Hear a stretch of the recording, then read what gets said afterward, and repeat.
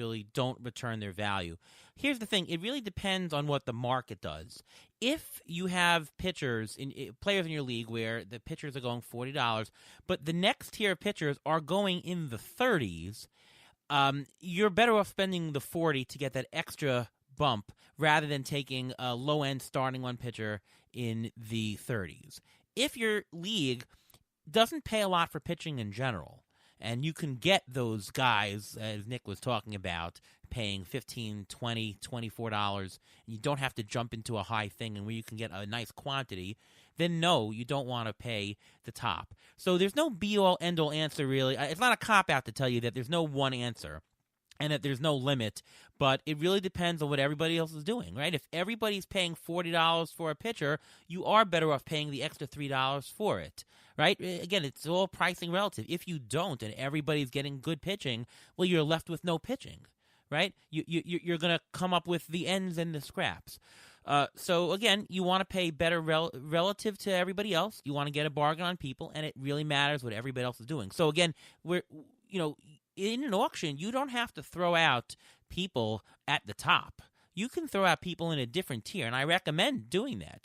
Throw out somebody that you're interested in a second tier, in a third tier. See how the prices are going in the market. When you do that, you'll get information about how the market is playing, and you'll know, okay, if I throw out an SP2 and, people are overpaying for SP2, you can throw more money out on an SP1. If you see the bargain is present right there in the SP2, just grab that, and then you don't have to pay the SP1 price if they're going ridiculous. So, a lot of it has to do with you very quickly gauging what the market is in an auction, and you do that by ordering your nominations correctly. Hope that's good advice for you. All right, well, that is the end of our show. This was a good one. I feel like we had Nick coming from a different perspective than us in some ways, but the wealth of information you have analyzing pitchers, knowing what they throw and what works and not is just invaluable, and that makes you one of the top experts in this industry. So thank you for coming on the show, Nick. Wow, that is some ridiculous praise that I do not deserve. Thank you so much for having me here, and I mean, you guys do amazing work. Ariel, of course, again, congratulations. Baseball article of the year, amazing. Yes.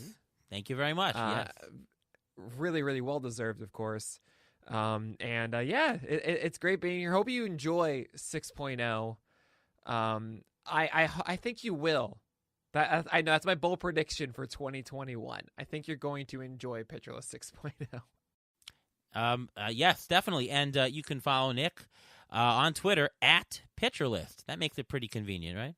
There we go, right? Not too bad. There you go. Other than 6.0 and PitchCon, do we miss anything else that's going on? It sounds like quite a bit, actually. Yeah, it's a lot. I'll be doing a lot of Twitch streaming. So go to twitch.tv/pitcherlist, and especially in season, if you want to ask me questions and see the process at work, well, you know where to find me. Very cool. Ruven? You can follow me on Twitter at MLB Injury Guru, where I tweet out the injury updates. My first weekly article actually came out this past week from Rotoballer discussing the injuries. And I actually want to back up one thing. I want to apologize to Rafael Devers and Xander Bogaerts. I think they have a better chance of making the All-Star team than Eduardo Rodriguez. There you go. All right. And again, I'm Ariel Cohen. You can follow me on Twitter at ATCNY. Check out my new article on Fangraphs today about interprojectional volatility. You will be very happy that you did. The ATC projections are on Fangraphs. They are on Rotoballer. They are on RotoChamp and on Sportsline. We're getting everywhere. The best projections in the business, so says me.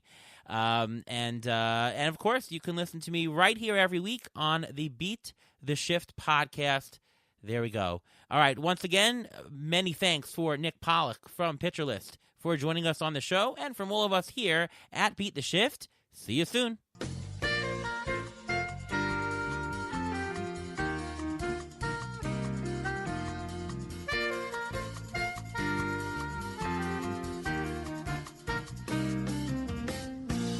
Thanks for listening to the Beat the Shift podcast presented by Fangraphs. Follow us on Twitter at beat_shift_pod.